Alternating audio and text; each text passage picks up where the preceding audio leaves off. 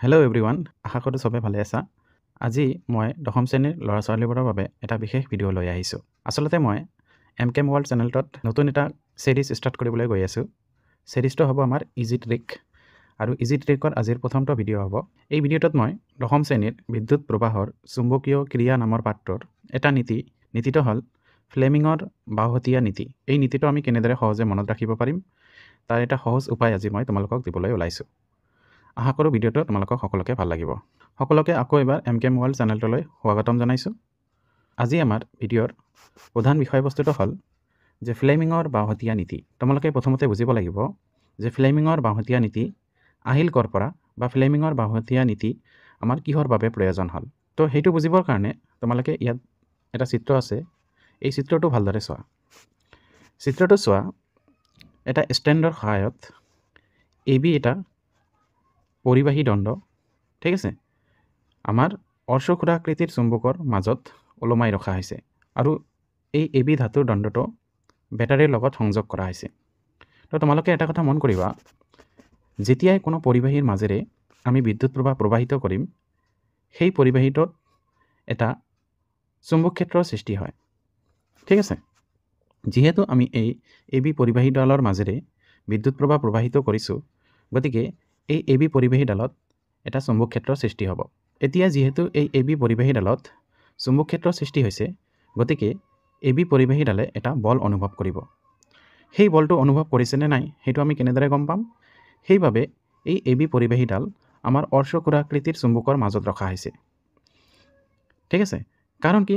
কাৰণ আমি জানো যেতিয়া দুটা চুম্বক পৰস্পৰ ওচৰলৈ নিয়া হয়, এই চুম্বক দুডালে কি কৰে? পৰস্পৰে পৰস্পৰক বিকৰ্ষণ কৰে। যিহেতু আমাৰ এই AB পৰিবাহীডাল চুম্বক ক্ষেত্ৰ সৃষ্টি কৰিছে, আৰু ইয়াক আমি অৰ্শক্ষুৰাকৃতিৰ চুম্বকৰ মাজত ৰাখিছোঁ, গতিকে এই AB পৰিবাহীডালে সৃষ্টি কৰা চুম্বক আৰু এই অৰ্শক্ষুৰাকৃতিৰ চুম্বকে এটাই আনটোক আকৰ্ষণ বা বিকৰ্ষণ কৰিব। ফলত AB পৰিবাহীডালে আমাৰ কি এটা বল অনুভৱ কৰিব। এইটোৰ পৰা আমি চিয়'ৰ হ'ব পাৰোঁ যে যিকোনো পৰিবাহীৰ মাজেৰে যদি আমি বিদ্যুৎ প্ৰবাহ প্ৰবাহিত কৰোঁ, তেনেহ'লে সেই পৰিবাহীডালৰ ওপৰত কি হয়? এটা বলে ক্ৰিয়া কৰে। এতিয়া যদি আমি এটা পৰিবাহীৰ মাজেৰে বিদ্যুৎ প্ৰবাহ প্ৰবাহিত কৰোঁ, সেই পৰিবাহীডালত চুম্বক ক্ষেত্ৰ সৃষ্টি হোৱাৰ ফলত পৰিবাহীডালৰ ওপৰত এটা বলে ক্ৰিয়া কৰিব। এতিয়া এই ক্ৰিয়া কৰা বলৰ দিশটো কোনফালে হ'ব, সেই দিশটো নিৰ্ণয় কৰাৰ কাৰণে আমি ফ্লেমিঙৰ বাওহতীয়া নীতিটো ব্যৱহাৰ কৰোঁ, ঠিক আছে। বুজি পালা তোমালোকে যে ফ্লেমিঙৰ বাওহতীয়া নীতিটো আমি কিয় ব্যৱহাৰ কৰোঁ? যে যিকোনো পৰিবাহীৰ মাজেৰে যদি আমি বিদ্যুৎ প্ৰবাহ প্ৰবাহিত কৰোঁ, সেই পৰিবাহীডালত এটা চুম্বক ক্ষেত্ৰ সৃষ্টি হয়, যাৰ ফলত পৰিবাহীডালে এটা বল অনুভৱ কৰে। সেই বলৰ দিশ আমি নিৰ্ণয় কৰিবলৈ ফ্লেমিঙৰ বাওহতীয়া নীতি ব্যৱহাৰ কৰোঁ। এতিয়া আমি চাম যে ফ্লেমিঙৰ বাওহতীয়া নীতিটো কি আচলতে, বা আমি কোনো পৰিবাহীৰ ওপৰত ক্ৰিয়া কৰা বলৰ দিশটো কিদৰে নিৰ্ণয় কৰিম। ইয়াতে চোৱা, মই ডেফিনেশ্যনটো দি দিছোঁ যে ফ্লেমিঙৰ বাওহতীয়া নীতিটো কি। ইয়াতে লিখা আছে, চোৱা, যে বাওঁ হাতৰ বুঢ়া, প্ৰথমা আৰু মধ্যমা আঙুলি তিনিটা পৰস্পৰ লম্ব দিশত মেলি দিলে প্ৰথমা আৰু মধ্যমা আঙুলিয়ে যদি ক্ৰমে চুম্বক ক্ষেত্ৰ আৰু বিদ্যুৎ প্ৰবাহৰ দিশ সূচায়, ঠিক আছে। এইটো চোৱা তোমালোকে, এইটো হ'ল আমাৰ প্ৰথমা আঙুলি, ঠিক আছে, বাওঁ হাতৰ প্ৰথমা আঙুলি। এইটো হ'ল আমাৰ মধ্যমা আঙুলি। প্ৰথমা আঙুলিয়ে কি বুজাব? যে প্ৰথমা আঙুলিয়ে বুজাব আমাৰ চুম্বক ক্ষেত্ৰৰ দিশ, ঠিক আছে। আৰু মধ্যমা আঙুলিয়ে বুজাব আমাৰ কি? যে পৰিবাহীডালৰ মাজেৰে পাৰ হৈ যোৱা বিদ্যুৎ প্ৰবাহৰ দিশ। তেনেহ'লে আমি জানো যে কোনো পৰিবাহীৰ মাজেৰে যদি আমি বিদ্যুৎ প্ৰবাহ প্ৰবাহিত কৰোঁ, তেনেহ'লে কি হ'ব? এই পৰিবাহীডালত এডাল চুম্বক ক্ষেত্ৰ সৃষ্টি হ'ব। প্ৰথমা আঙুলিয়ে যদি আমাৰ চুম্বক ক্ষেত্ৰৰ দিশ সূচায়, আৰু মধ্যমা আঙুলিয়ে যদি পৰিবাহীডালৰ মাজেৰে পাৰ হৈ যোৱা বিদ্যুৎ প্ৰবাহৰ দিশ সূচায়, ঠিক আছে, তেন্তে আমাৰ যিটো বুঢ়া আঙুলি থাকিব, যিটো আমি পৰস্পৰ লম্বভাৱে ওপৰলৈ দাঙি ধৰিম, সেই বুঢ়া আঙুলিটোৱে কি বুজাব? পৰিবাহীডালৰ ওপৰত ক্ৰিয়া কৰা বলৰ দিশ সূচাব।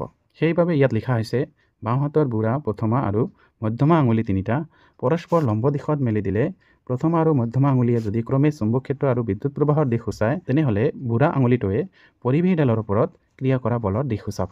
এইটো হ'ল আমাৰ কি? ফ্লেমিঙৰ বাওহতীয়া নীতি। তো বুজি পালা তোমালোকে? মই আকৌ এবাৰ কৈছোঁ, ফ্লেমিঙৰ বাওহতীয়া নীতি কি? যদি আমি বাওঁ হাতৰ বুঢ়া আঙুলিটো, ঠিক আছে, মধ্যমা আঙুলিটো আৰু প্ৰথমা আঙুলিটো পৰস্পৰ লম্ব দিশত মেলি দিওঁ, তেনেহ'লে যদি আমাৰ প্ৰথমা আঙুলিয়ে চুম্বক ক্ষেত্ৰৰ দিশ আৰু মধ্যমা আঙুলিয়ে বিদ্যুৎ প্ৰবাহৰ দিশ সূচায়, তেনেহ'লে বুঢ়া আঙুলিটোৱে কি সূচাব? এই পৰিবাহীডালৰ ওপৰত ক্ৰিয়া কৰা বলৰ দিশ সূচাব। এটা কথা মনত ৰাখিবা তোমালোকে, এই তিনিওটা আঙুলি আমাৰ সদায় পৰস্পৰ লম্বভাৱে থাকিব লাগিব। এতিয়া আহা তোমালোকে যেটো আমাৰ মেইন বিষয়বস্তু আছিলে মেইন বিষয়বস্তুটো আছিল আমাৰ কি যে আমি ফ্লেমিঙৰ বাঁহতীয়া নীতিটো কিদৰে মনত ৰাখিম ইয়াৰ শৰ্ট ট্ৰিকটো কি হ'ব পাৰে এতিয়া হয়তো তোমালোকৰ মনত থাকিব কিন্তু তোমালোকে যেতিয়া পৰীক্ষাত বহিবা এক্সাম দিব তেতিয়া তোমালোকৰ অলপ খেলিমেলি লাগিব কাৰণ ফ্লেমিঙৰ দুটা নীতি আছে এটা হ'ল ফ্লেমিঙৰ বাঁহতীয়া নীতি আৰু হ'ল এটা ফ্লেমিঙৰ সোঁহাতীয়া নীতি তেতিয়া তোমালোকৰ খেলিমেলি লাগি যাব সেই খেলিমেলিটো দূৰ কৰাৰ কাৰণে মই তোমালোকৰ বাবে এটা শৰ্ট ট্ৰিক লৈ আহিছোঁ তোমালোকে এই নীতিটো মনত ৰাখিবলৈ সৰু এটা সেন্টেন্স মনত ৰাখিব লাগিব সেইটো হ'ল আমাৰ কি ফাদাৰ মাদাৰ চাইল্ড এই তিনিটা ওয়াৰ্ড মনত ৰাখিব লাগিব এটা হ'ল ফাদাৰ এটা হ'ল মাদাৰ আৰু এটা হ'ল চাইল্ড ফাদাৰৰ আমি এফটো ল'ম মাদাৰৰ আমি এমটো ল'ম আৰু চাইল্ডৰ সিটো ল'ম এফে কি বুজাব এফে বুজাব আমাৰ ফোৰ্স অৰ্থাৎ বল এমে বুজাব কি আমাৰ ম্যাগনেটিক ফিল্ড অৰ্থাৎ চুম্বক ক্ষেত্ৰ সিয়ে বুজাব কি সিয়ে বুজাব আমাৰ কাৰেন্ট এফটোৱে যদি আমাৰ ফোৰ্স বুজায় আৰু এই ফোৰ্সটো আমাৰ কোনটো আঙুলিয়ে বুজাব বুঢ়া আঙুলিটোৱে বুজাব এমে যদি আমাৰ ম্যাগনেটিক ফিল্ড বুজায় এইটো কোনটো আঙুলি বুজাব প্ৰথম আঙুলি বুজাব তেন্তে আমাৰ সিয়ে কি বুজাব সিয়ে বুজাব আমাৰ কাৰেন্ট